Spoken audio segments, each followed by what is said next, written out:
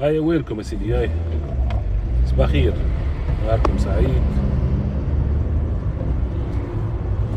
ان شاء الله تكونوا بخير. نعرف عندي برشا ما عملتش فيديو، ليه شوية. الفيديو بتاع اليوم حبيت نعمله اون طونك تعليق. عرفت وعندي ايامات نخمم فيها الحكاية. عرفتك que je me pose des questions. الكيستيون اللي نسأله لروحي ديما، بالكش اني بهيم ولا يقصدوا فلان، والا المعنى بتاع الحكايه هذيك حاجه اخرى انا ما فهمتهاش.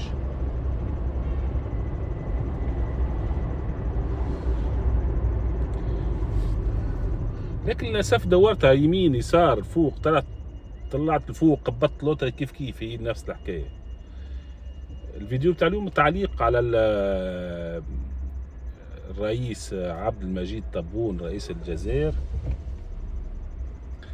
عمل لقاء تلفزي ما نعرفش مع انا شان، قال معناها نحن ضد اي حاجه تمس تونس، واللي يمس تونس يمسنا، والارهاب ما عندوش بلاصه في تونس، واللي يمس تونس نعملوا له نخليوا له الخيمه بتاع دين والديه، ولا كيفاش قال. يعني تعليق السذج بتاع في تونس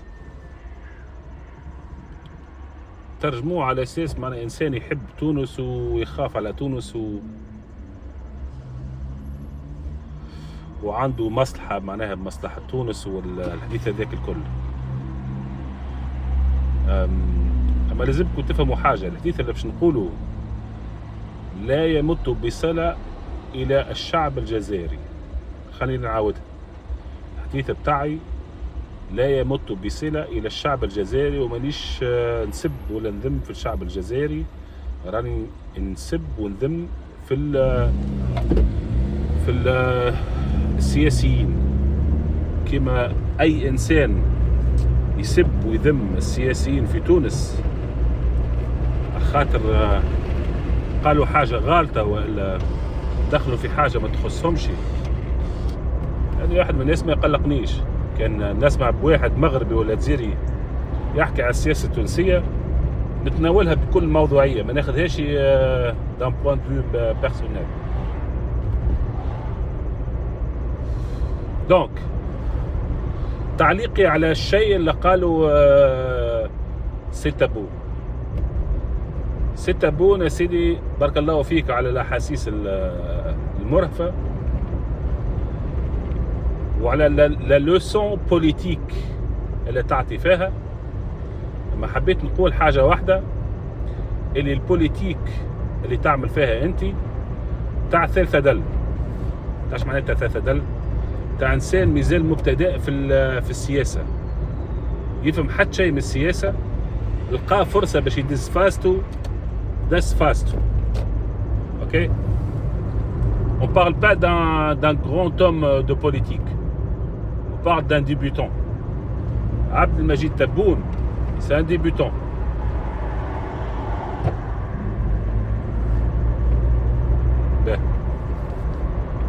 ايش معناها واحد يعني رئيس دولة، او انت دولة وحدك، دولة عندك مؤسساتك، عندك وزاراتك، عندك جيشك، عندك شعبك، عندك كل شيء.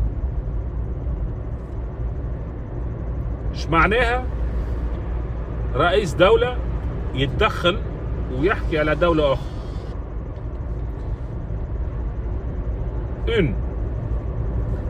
عنده علاقات تاريخية ومصالح مشتركة واتفاقيات وكذا وكذا.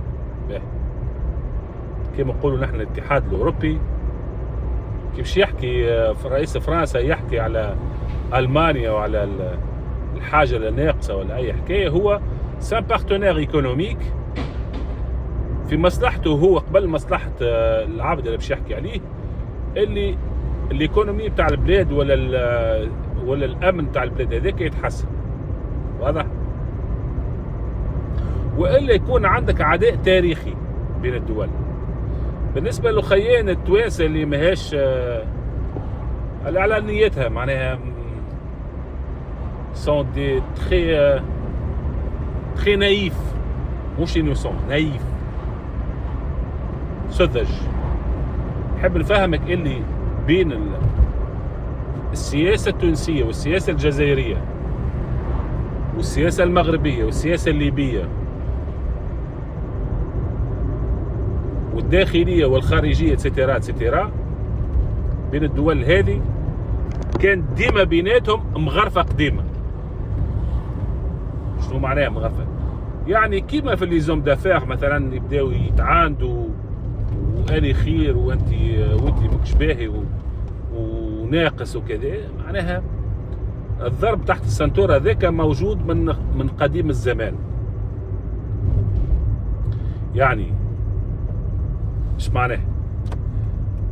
السياسة التونسية سورتو السياسة الخارجية التونسية اللي هي في وقت بن علي ووقت بورقيبة كانت تتسم بالعقلانية والحياد. كان ديما مشكلتها مع ليبيا القذافي والا مع الجزائر في الوقت هذاك اللي هو لو مونك دو ماتوريتي. شو مونك دو ماتوريتي؟ فما عباد كانت تفسر السياسة الخارجية التونسية على أساس هي سياسة الجبناء. ايش معناها؟ معناها عباد هذه ديما توانسة ديما برا نمشيو فك اللغة الخشبية واللغة بتاع هيا للحوار وورا نحكيه وسايب علينا من الحروب وكذا والمشاكل. كانوا يقبل يشوفوا السياسيين التوانسة على أساس هما سذج، قلت سذج، جبناء ما يحبوش المواجهة. وكانت الدول العربية كما مصر وكما الجزائر وكما برشا دول كانت دول تتميز بال لا غروند جول. تسمع كان سنهزمهم، سندمرهم، ولا صدام والجماعة بتاعه الكل. يبقى ريزولتا دي كورس هذا راهو واقع، نحكي افيك دي في. الواقع يقول اللي سياسة الجبناء اللي كانت تدعي للعقل امون دوني هي اللي كانت صحيحة، سواء بورقيبة في حكاية فلسطين ولا في اي مشكلة صارت. كان تونس ديما تقول لك اسمعني، انت البوزيسيون بتاعك توا ضعيف، انت موقعك ضعيف، ما عندكش القدرة باش تحارب ولا باش تاخذ ديسيزيون كيما هكا ولا تقاطع ولا بو امبورت. لجور تبدا عندك القدرة تنجم تعمل الشيء هذا، لكن طونكو انت ضعيف الحوار هو احسن حاجة.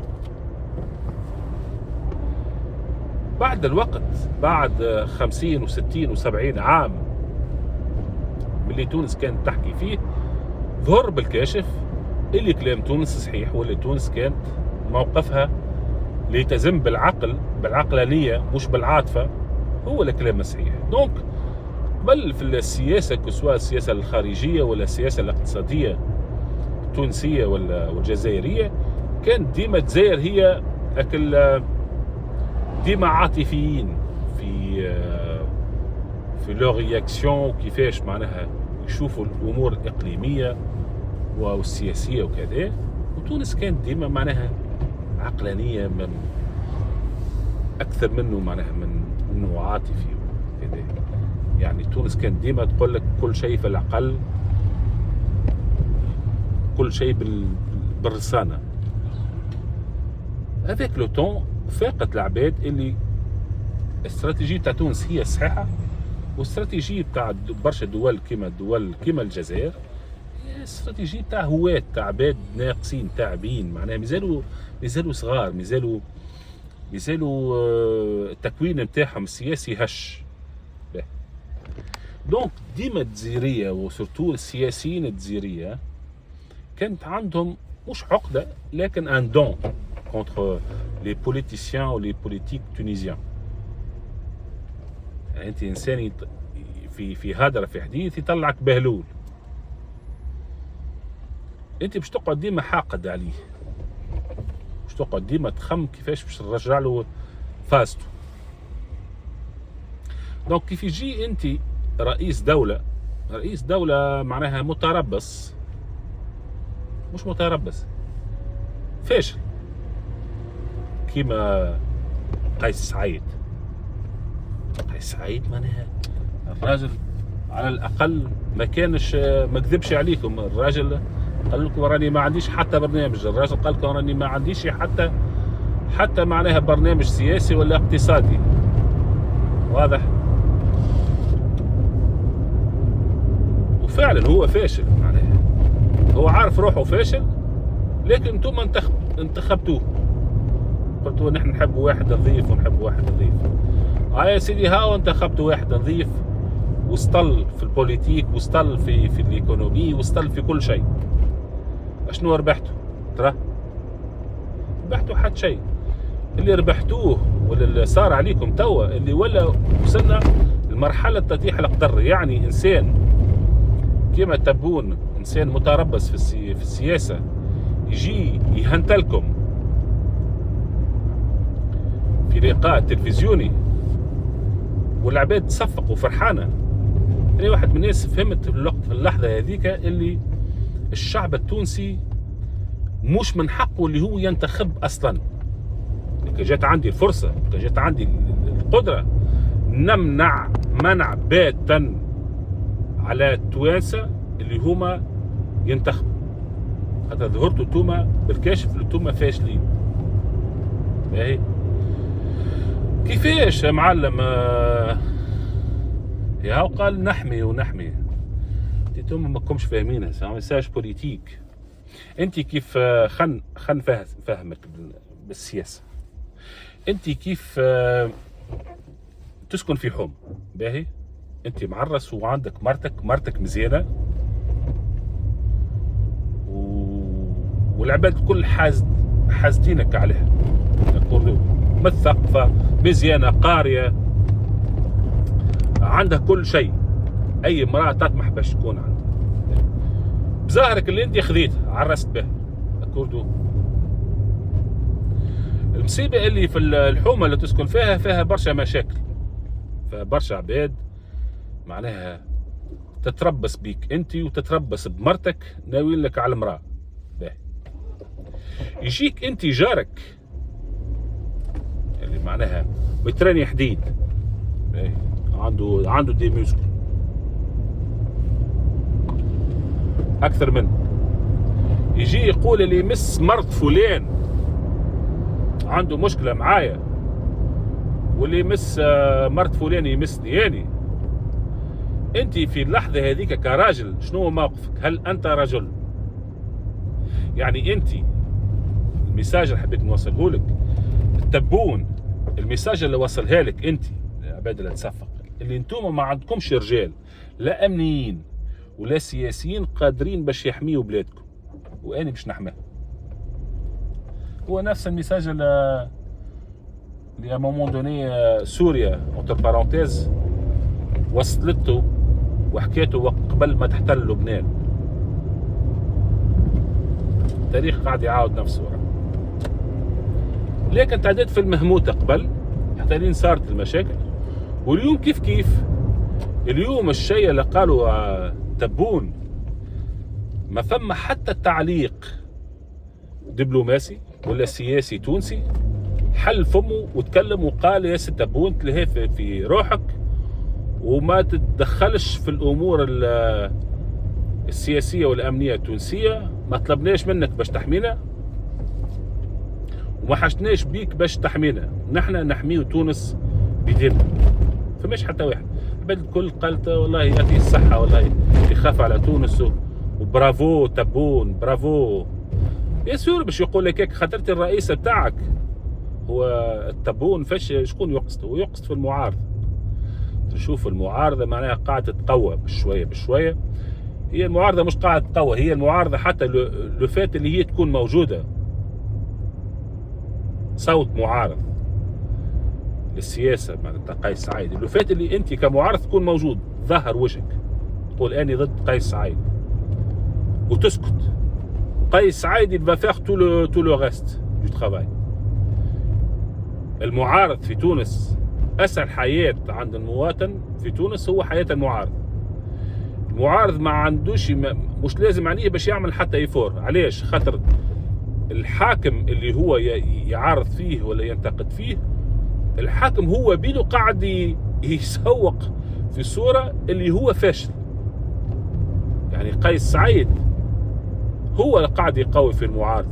قيس سعيد بالصفر الانجازات بتاعه، بالضعف، مش نحكي على الضعف الاقتصادي، راهو فما برشا رؤساء معناها دول ضعاف اقتصاديين وما يفهموا حد شيء والتكوين نتاعهم ماهوش اقتصادي، لكن تلقاهم يفهموا في حاجات اخرى، يفهموا في المانجمنت، يفهموا اللي الدولة ما تنجمش تديرها برجل واحد، فماش واحد يدير دولة كاملة. سينو راهو إيلون ماسك راهو معناها هو رئيس أمريكا وراهو ينجم ولا ينجم يدير معناها سبيس اكس ولا تسلا وحده.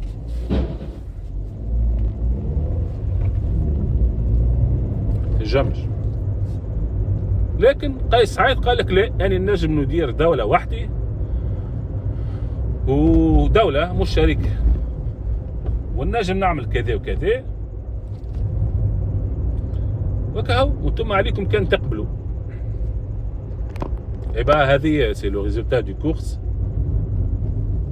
هاو النتيجة اللي انت انسان كما عبد المجيد، والله كان نقولوا سياسي قوي كما محمد السادس ولا الحسن الثاني مثلا تاع المغرب، انسان ذكي، انسان تاع فغي بوليتيسيان، يقول حديث كيما هكاك والله نسمع، والله نقول هذايا سي اون لوسون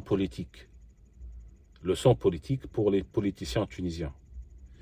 لكن باش تجي من واحد كيما عبد المجيد تبون ما يفرقش بين المليون والمليار، تولي مشكلة كبيرة برشا حبيبي، مشكلة كبيرة برشا فريمون، معناها دون فغي سونس دو تيرم.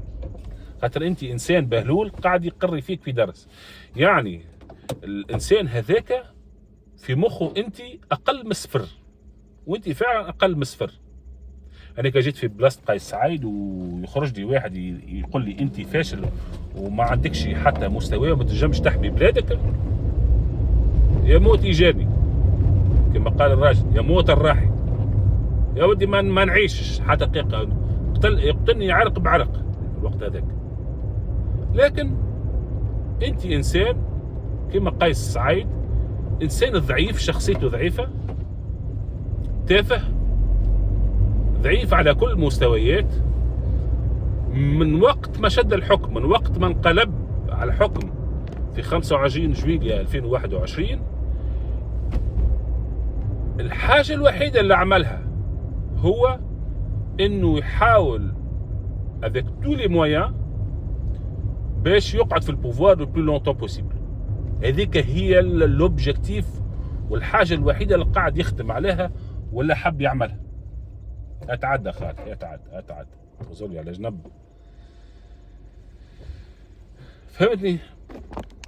دونك بالنسبة للخيان اللي يقولوا والله برافو تبون يعطيك الصحة، ويقول لكم والله يعطيكم الصحة انتم على مخاخكم وعلى البهامة متاعكم.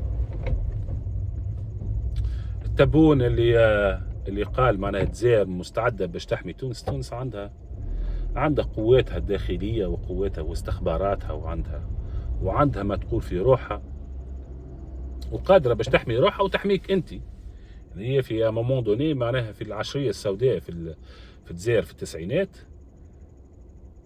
اون بروتيجي معناها الالجيريين.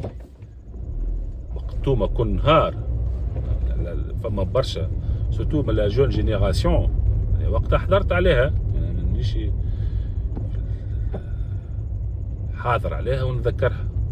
وقت تقوم الصباح تسمع في الراديو اللي فما ارهابيين ذبحوا كل نهار، رد بالكم كل نهار فما ارهابيين ذبحوا 60 و70 جزيري و120 جزيري ورئيس يشد دولة يقتلوه، قال شنو معناها فرنسا قتلته. والعيشة بتاعهم مرار. يعني الإرهابيين في الجزائر عايشين في الجبل، يهبطوا لوسط البلاد يذبحوا المواطنين ويرجعوا يتخباوا. ما قصوا عليهم وما عفوا على الجزيرية كان وقت السلطة والجيش، مش السلطة، الجيش هو الجيش هو اللي يحكم في الجزائر. كان ما الجيش تفاهم مع الإرهابيين هذوما وعمل معاهم كومبرومي باش ما يمسهمش، ما يدورش بهم، ما يتبعهمش قضائيا وكذا، اذا كان توقفوا معناها على الاعمال هذه. فما عباد تقول راهو فما عطاوهم فلوس وكذا وباش يسكتوهم امورهم هذيك.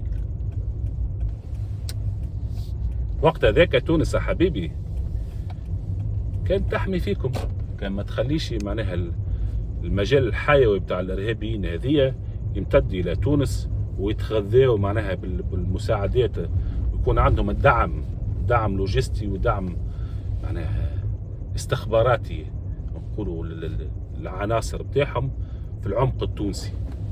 وكانت اي انسان معناها سورتو العباد اللي عايشين على الحدود وقت تصير اي عمليه ارهابيه وداويناهم وعاوناهم، وعما موندوني ما كانش فما ماكله توصل لهم، كانت الماكله تدخل الى يومنا هذا.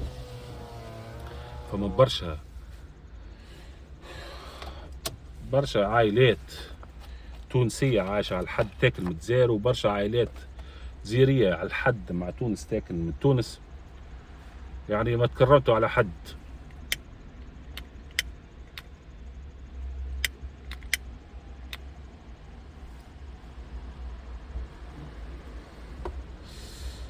يعني اللغة بتاع الجزائر تحمي تونس بربي نقصوا منها شوية، ونقصوا من الانبطاح، ونقصوا من التعويل على الآخر. مش قلت التونسي اللي تالمون استانس، عاونوني، اعطيني حواجة، شوف لي خدمة، اعطيني ما ناكل، شوف لي رئيسي اعطيني الصحة بلاش. تالمون التونسي سنسوه ولا هو استانس بطبيعته بالبلوشي، ولا حتى الحماية بتاعه وحماية من الأرض بتاعه، ولا يطمح اللي فما شكون آخر يجي يحميه. هذا تعليقي على الحديث بتاع التبون. encore une fois pour la troisième fois، هذا مش ميساج للجزيرية، هذا ميساج للبوليتيسيان الجزيرية. ماذا بهم يتلهاوا شوية بمشاكلهم الداخلية، وسايب عليكم من تونس، وسايب عليكم من قيس سعيد. راهو قيس سعيد قاعد يعطي فيكم في دوز بتاع كونفيونس ممكن تغلطكم في رواحكم. كيف يقول لك قيس سعيد راك انت اقوى دولة في المنطقة والجيش، لكن النفخ هذاك، النفخ اللي ينفخولك فيه هو نفس الشيء اللي نفخوه للسيسي، ونفس الشيء اللي ينفخوا فيه نفخوه لصدام ونفخوه جمال عبد الناصر. وفي الاخر وقت الرسمي، وقت حط في الواقع، تلقى روحك اللي انت ما عندك حد شيء. علاش؟ خاطر انت كذبوا عليك وانت صدقته. ممكن تلهاو بالدولة بتاعكم. الجزائر عندها برشا تحديات اقتصادية وتحديات سياسية، تحسنوا منهم، تحسنوا من بلادكم، اخدموا على بلادكم، حسنوا من الانفراستركتور بتاعكم اللي هي باهية لكن تنجم تحسن كومبارون للفلوس اللي تاخذوا فيها من اوروبا على الغاز اللي تعطيو فيه بالاسهم اللي تعطيو فيها. الجزائر تستحق خير من اللي عاشته تو مع التبون. اونكور اون فوا ما ندخلش يعني في الشان الجزائري، يديكوا اموركم، لكن ماذا بينا كل واحد يتلهى في روحه، وخلينا جيران كل واحد يتلهى في همه وكاو. وما تعاونوش قيس سعيد خاطر ما عنده هو اصلا ما عنده لا عمق انتخابي ولا عمق سياسي ولا عنده حتى شيء. اليوم تاخ باش يعمل كيما غيره سان بروفيتور، قاعد يلم في فلوس. لو جوغ اللي باش يخرج من البوفوار ولا يموت ولا يحب يكون متأكد اللي عائلته مرته ونسابه وولاده يكون لاباس عليهم، هذاك الهدف بتاعه. يعني إنسان يخمم كان في روحه، ما يخمم في حد شيء آخر. ما تتبعوش إنسان ما يمثلش التوانسة، ما يمثلش الدولة التونسية. Allez, je vous souhaite une bonne journée et à très bientôt. Salut.